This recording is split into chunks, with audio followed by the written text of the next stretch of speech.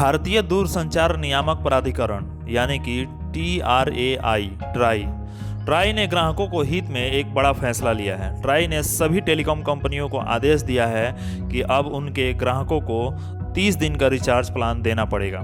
Try के निर्देश के अनुसार अब मोबाइल रिचार्ज में 28 नहीं बल्कि 30 दिन का महीना होगा। आपको बता दें कि ट्राई ने हाल ही में टेलीकॉम टैरिफ का 66वां संशोधन ऑर्डर भी पेश किया है और इस ऑर्डर में साफ साफ दिया है कि अब मोबाइल रिचार्ज में 28 नहीं बल्कि 30 दिन का महीना होगा। मगर सोचने वाली बात यह है कि आखिर यह विभाग इतना दिन से कहां सोया था? क्या इतने दिन से ये सारी चीज़ें ट्राई के विरुद्ध चल रही थी?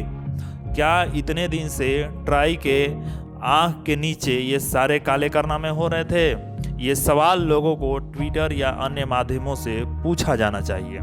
खैर, अब ट्राई के इस नए आदेश के तहत टेलीकॉम कंपनियों को नोटिफिकेशन जारी होने के 60 दिनों के अंदर 30 दिनों की वैलिडिटी वाला प्लान पेश करना होगा।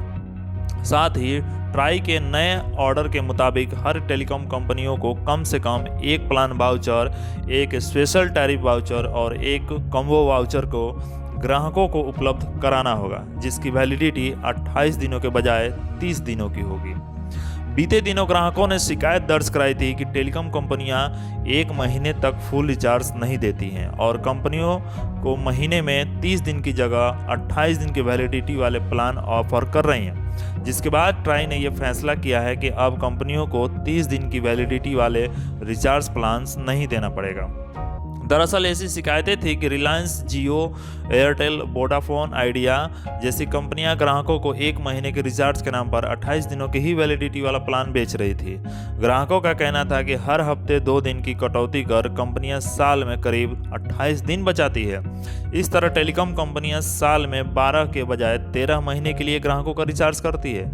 इसी तरह 2 महीने के रिचार्ज में 54 या 56 दिनों की वैलिडिटी दी जाती है, जबकि 3 महीने के रिचार्ज में 90 दिनों की जगह 84 दिनों की वैलिडिटी ऑफर की जा रही है। गौरतलब है कि जनता के इतने सारे पैसे लूट जाने के बाद ट्राई की आंखें खुली है। अब देखना यह है कि टेलीकॉम कंपनियों के ऊपर ट्राई के आदेश का कितना असर पड़ता है।